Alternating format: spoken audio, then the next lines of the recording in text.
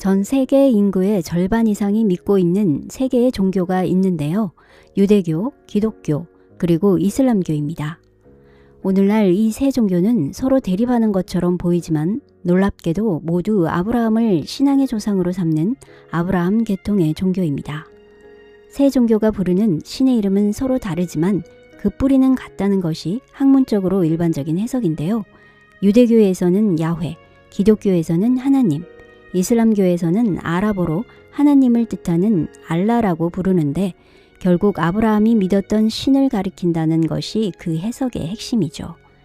그렇다면 같은 뿌리에서 시작한 세 종교는 왜 예루살렘이라는 하나의 도시를 두고 수천 년째 갈등을 이어오고 있는 걸까요? 그 답을 찾기 위해서는 지금으로부터 약 3800년 전 메소포타미아로 거슬러 올라가야 합니다.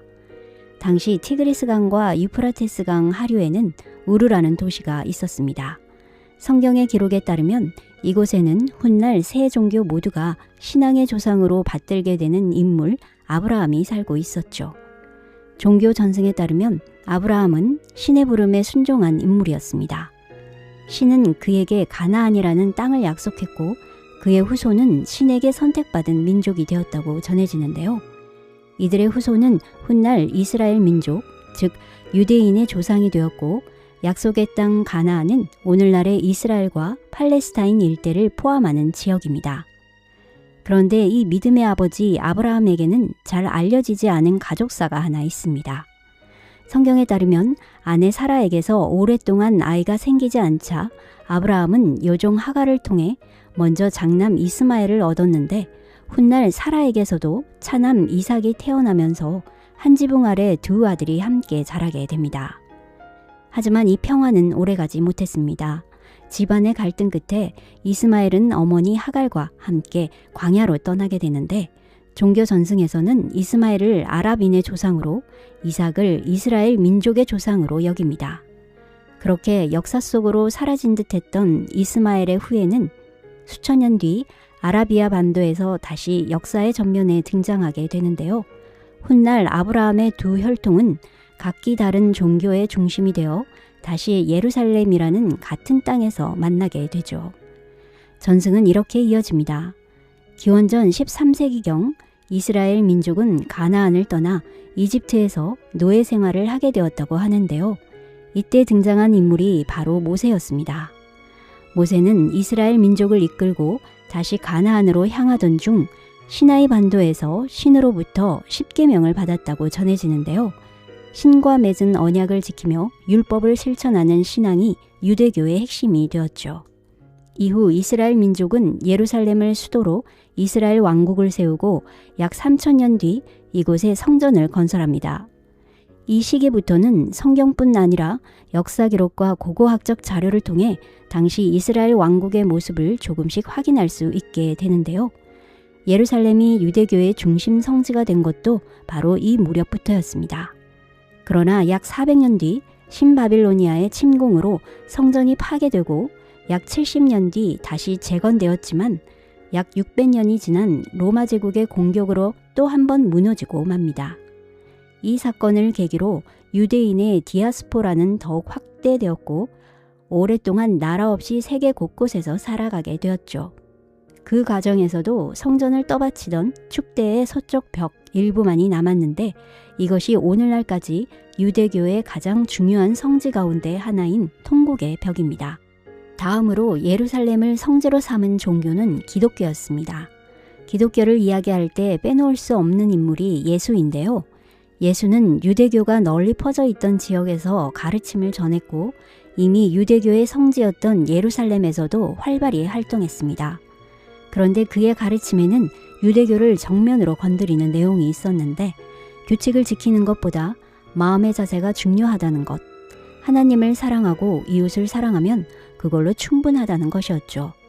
시간이 흐르면서 이 가르침은 유대교 지도자들에게 위협으로 다가왔고 결국 그들은 예수가 민중을 선동해 반란을 일으킬 수 있다고 판단해 로마 제국에 그를 고발합니다. 결국 예수는 처형되었지만 이야기는 여기서 끝나지 않았습니다. 기독교의 가르침에 따르면 예수는 죽은 지 사흘째 되는 날 다시 부활했다고 전해지는데요. 부활한 예수는 제자들에게 자신의 가르침을 온 세상에 전하라는 사명을 맡겼고 제자들은 예루살렘에서부터 이 가르침을 전파해 나갔습니다. 이것이 오늘날까지 기독교에 전해 내려오는 이야기인데요.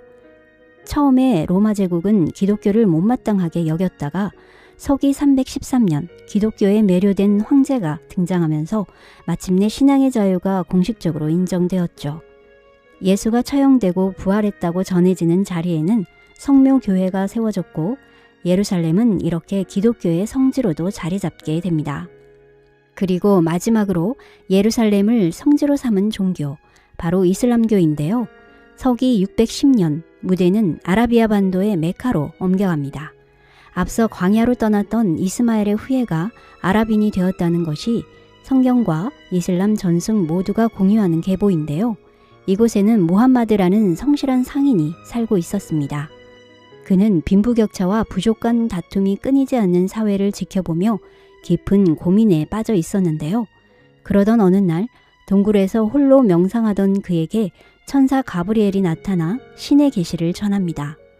이때 무함마드가 받아 적은 말씀이 이슬람교의 경전, 코란으로 유일신 알라에게 복종하고 계율을 지키면 구원받을 수 있다는 것이 핵심 가르침이었죠. 처음에는 조롱과 박해를 받았지만 무함마드는 메디나로 거처를 옮겨 세력을 키웠고 결국 메카를 정복하며 아라비아 반도 전체를 이슬람의 깃발 아래 통합합니다. 그런데 이슬람 전승에는 흥미로운 이야기가 남아 있습니다. 어느 날 밤 무함마드가 천사의 인도로 메카에서 예루살렘까지 옮겨졌는데 그곳에서 하늘로 올라가 신과 대화를 나누는 신비로운 체험을 했다는데요. 이 밤의 여행은 이슬람 교도들에게 무함마드가 신에게 선택받은 예언자임을 보여주는 매우 중요한 사건으로 여겨집니다. 서기 637년 이슬람 세력이 실제로 예루살렘을 정복한 뒤 사람들은 한 바위에 주목합니다. 무함마드가 승천했다고 전해지는 바로 그 바위였는데요. 공교롭게도 이 바위는 아브라함이 신에게 충성을 맹세했다고 전해지는 자리이기도 하죠. 이 신성한 바위를 감싸듯 세워진 것이 바위의 돔이며 이슬람교의 3대 성지 중 하나가 되었습니다. 유대교, 기독교, 이슬람교가 각기 다른 이유로 같은 도시를 성지로 삼게 되면서 예루살렘은 충돌을 피할 수 없는 땅이 되고 마는데요. 가장 먼저 비극이 시작된 건 1099년이었습니다. 제1차 십자군이 예루살렘을 함락시키는데요. 이들은 예루살렘에 들어간 뒤 이슬람교도와 유대교도를 무차별적으로 학살했습니다. 당시 연대기에는 사람들의 피가 무릎 높이까지 차올랐다는 과장된 표현이 남아있을 정도로 참혹한 학살이었다고 전해지는데요. 물론 실제 상황을 그대로 묘사한 것은 아니지만 그만큼 끔찍한 사건이었다는 점은 여러 기록이 공통적으로 전하고 있습니다. 그렇다면 십자군은 왜 이런 잔혹한 행동을 저질렀을까요? 당시 동로마 제국은 세력을 넓혀오던 이슬람 세력의 압박을 받고 있었고 서유럽의 군사 지원을 요청합니다. 이를 계기로 교황과 서유럽의 지도자들은 기독교 세계를 하나로 결집시킬 기회라고 판단했었죠. 하지만 단순한 지원 요청만으로는 수많은 사람들을 움직이기 어려웠습니다. 그래서 내세운 구호가 바로 이슬람 세력의 손에서 성지 예루살렘을 되찾자였습니다. 교황은 십자군에 참가하는 사람들에게 죄를 사면받을 수 있다고 약속했고 이에 유럽 전역에서 수많은 사람들이 십자군에 합류했는데요. 종교적 열정과 정치적 이해관계가 뒤섞인 가운데 결국 예루살렘에서는 대규모 학살이 벌어지고 말았죠. 십자군은 예루살렘을 점령해 기독교 왕국을 세웠지만 약 90년 뒤 이슬람의 명장 살라딘에게 다시 예루살렘을 빼앗기고 맙니다. 이후에도 여러 차례 성지를 되찾으려는 십자군 원정이 이어졌지만 결국 성공하지 못했고 1517년부터는 오스만 제국이 예루살렘을 지배하게 됩니다. 그런데 여기서 반전이 하나 있습니다. 오스만 제국은 이슬람 국가였지만 유대교와 여러 기독교 교파의 성지를 비교적 보호하며 다양한 종교 공동체가 공존할 수 있도록 통치했습니다. 물론 모든 종교가 완전히 평등했던 것은 아니었지만 당시로서는 비교적 안정적인 질서가 유지되었고 예루살렘은 오랜 기간 큰 종교 분쟁 없이 유지될 수 있었죠. 시간이 흐르면서 예루살렘의 운명을 다시 뒤흔들 또 하나의 움직임이 시작됩니다. 바로 유대인들의 시온주의 운동이었습니다. 로마 제국 시대 이후 세계 각지로 흩어져 살아온 유대인들은 유럽에서 오랫동안 차별과 박해를 받아왔는데 19세기 말 반유대주의가 심해지자 이제 우리 민족이 안전하게 살아갈 수 있는 나라를 세워야 한다라는 목소리가 커졌습니다. 그리고 그들이 민족 국가를 세우기 위한 후보지로 선택한 곳이 바로 예루살렘이 있는 팔레스타인 지역이었죠.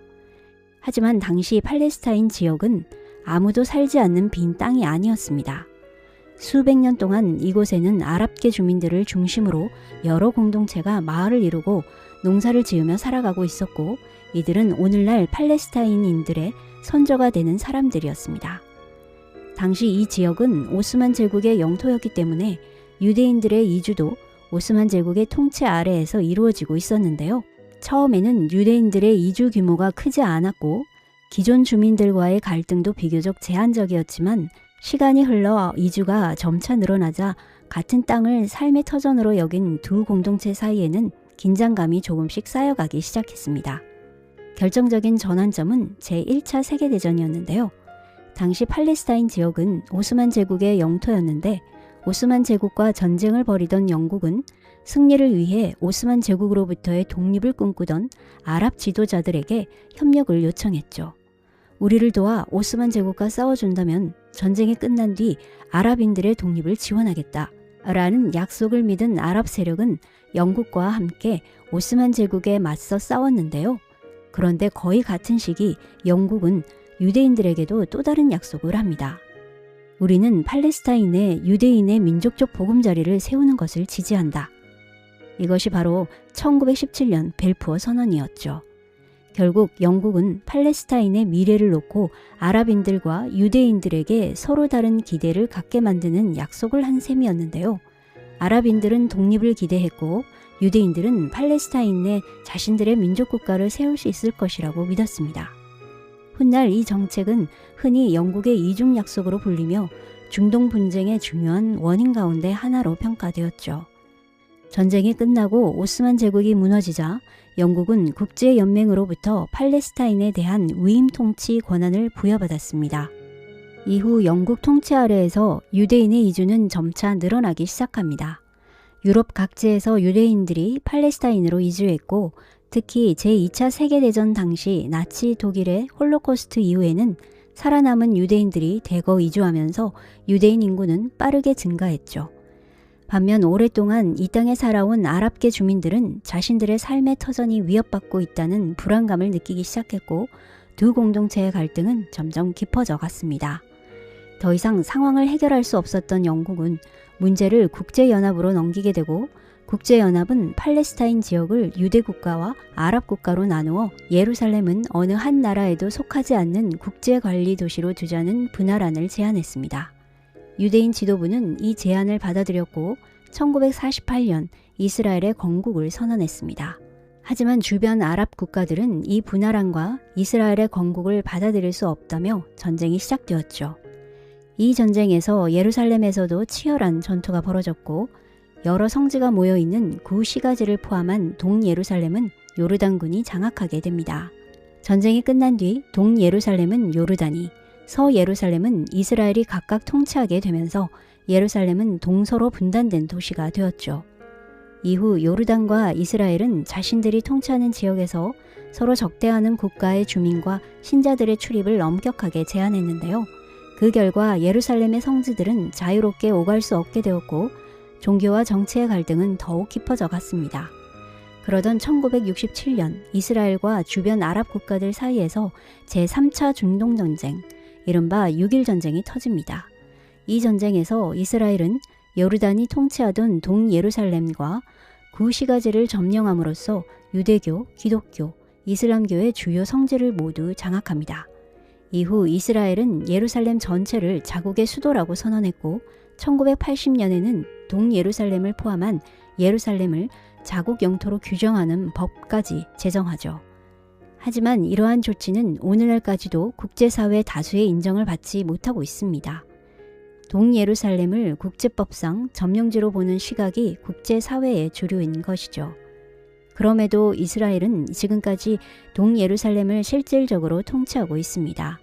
반면 오래전부터 이 지역에 살아온 많은 팔레스타인 주민들은 삶의 터전과 미래를 둘러싼 불안 속에서 살아가게 되었고, 예루살렘은 지금도 이스라엘과 팔레스타인 사이에 가장 민감한 갈등의 중심지로 남아 있습니다. 사실 오늘날의 예루살렘 문제를 단순히 종교 전쟁이라고만 설명하기는 어려운데요. 이곳에는 종교뿐 아니라 영토를 둘러싼 생존권 문제, 정치적 이해관계, 그리고 국제 정세가 촘촘하게 얽혀 있기 때문입니다.